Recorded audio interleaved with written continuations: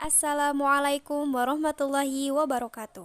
Perkenalkan, nama saya Wulansari, Prodi Pendidikan Bahasa Arab Fakultas Keguruan dan Ilmu Pendidikan. Di sini, saya akan menjelaskan sedikit mengenai hak asasi manusia. Apa sih yang dimaksud dengan hak asasi manusia? Pertama, menurut Undang-Undang Nomor 39 Tahun 1999 tentang HAM. Definisi HAM menurut Pasal 1 Angka 1 Undang-Undang Nomor 39 Tahun 1999 tentang HAM adalah seperangkat hak yang melekat pada hakikat keberadaan manusia sebagai makhluk Tuhan dan merupakan anugerah yang wajib dihormati, dijunjung tinggi, dilindungi negara, hukum, pemerintah, dan tiap orang demi kehormatan, harkat, dan martabat manusia. Dengan demikian, HAM merupakan hak yang melekat pada diri setiap manusia sejak awal dilahirkan yang berlaku seumur hidup dan tidak dapat diganggu-gugat siapapun. Setiap warga negara yang baik, kita mesti menjunjung tinggi nilai hak asasi manusia tanpa membeda-bedakan status, golongan, keturunan, jabatan, dan lain-lain. Kedua, menurut Kamus Besar Bahasa Indonesia. Menurut kamus ini, mengartikan HAM dengan istilah hak dasar atau yang pokok. Secara umum, HAM dapat diartikan sebagai hak-hak dasar atau pokok yang melekat pada manusia, di mana tanpa hak-hak dasar tersebut, manusia tidak dapat hidup sebagai manusia. Saudara mahasiswa, dengan demikian dapat disimpulkan bahwa secara umum yang dimaksud dengan HAM adalah hak manusia yang bersifat asasi. Artinya, hak-hak yang dimiliki manusia menurut kodratnya yang tidak dapat dipisahkan dari hakikatnya. Jadi, hak asasi dapat dikatakan sebagai hak dasar yang dimiliki oleh pribadi manusia yang merupakan anugerah Tuhan yang dibawa sejak lahir. Sehingga, hak asasi manusia itu tidak dapat dipisahkan dari eksistensi pribadi manusia itu sendiri. Hak-hak asasi menjadikan dasar hak-hak dan kewajiban-kewajiban yang lain. Lalu, bagaimanakah pemahaman HAM bagi bangsa Indonesia? Saudara mahasiswa, perlu Anda ketahui bahwa pemahaman HAM bagi bangsa Indonesia dapat dijelaskan sebagai berikut. Pertama, hak asasi merupakan hak dasar seluruh umat manusia tanpa ada perbedaan.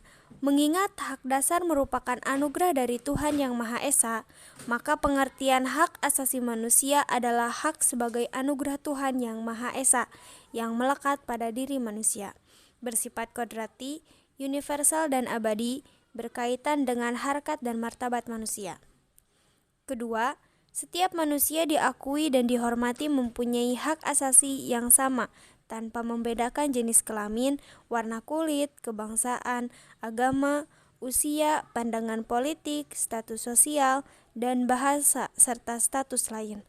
Ketiga, bangsa Indonesia menyadari bahwa hak asasi manusia bersifat historis dan dinamis, yang pelaksanaannya berkembang dalam kehidupan bermasyarakat, berbangsa, dan bernegara. Hak asasi manusia berdasarkan sila-sila Pancasila. Hak asasi manusia ditinjau dari sila-sila Pancasila. 1. Sila Ketuhanan Yang Maha Esa. Sila Ketuhanan Yang Maha Esa mengandung pengakuan terhadap Tuhan Yang Maha Esa dan menjamin setiap orang untuk melakukan ibadah menurut keyakinannya masing-masing. Dengan sila ini, dijamin kemerdekaan beragama bagi setiap orang, di mana setiap orang bebas memilih dan menjalankan agamanya masing-masing. Setiap agama dipandang sama, hak dan kedudukannya terhadap negara. 2. Hak asasi menurut sila kemanusiaan yang adil dan beradab.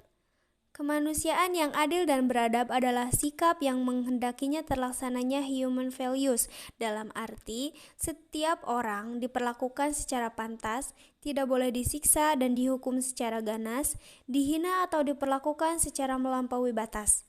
Kemanusiaan mengakui seluruh manusia sama-sama makhluk Tuhan dan dengan segala bangsa sama tinggi dan sama rendahnya. Dan ini berarti suatu pengakuan kemerdekaan bagi segala bangsa dengan menolak kolonialisme dan imperialisme. 3. Hak asasi menurut Sila Persatuan Indonesia.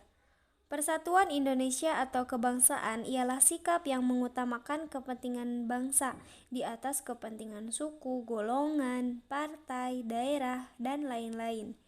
Ini berarti persatuan antara golongan-golongan, suku-suku, dan partai-partai yang mempunyai kedudukan dan kesempatan yang sama dalam negara Indonesia. Dalam arti adanya keseimbangan yang harmonis dengan tidak mengutamakan yang satu dengan mengabaikan yang lainnya. 4. Hak asasi menurut sila kerakyatan yang dipimpin oleh hikmat kebijaksanaan dalam permusyawaratan perwakilan. Kedaulatan rakyat berarti kekuasaan dalam negara berada di tangan rakyat. Negara dibentuk dari rakyat, oleh rakyat, dan untuk rakyat. Kedaulatan rakyat itu disalurkan secara demokratis melalui perwakilan, yang bagi bangsa Indonesia melalui Majelis Permusyawaratan Rakyat. Oleh karena kedaulatan adalah di tangan rakyat, maka MPR sebagai penjelmaan dari kedaulatan rakyat itu adalah lembaga tertinggi dalam negara Republik Indonesia.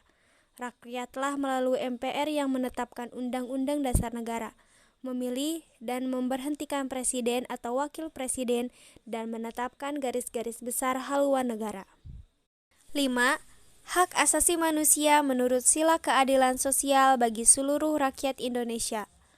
Keadilan sosial berwujud hendak melaksanakan kesejahteraan umum bagi seluruh anggota masyarakat. Keadilan yang dimaksud ialah keadilan yang memberi perimbangan, di mana hak milik berfungsi sosial.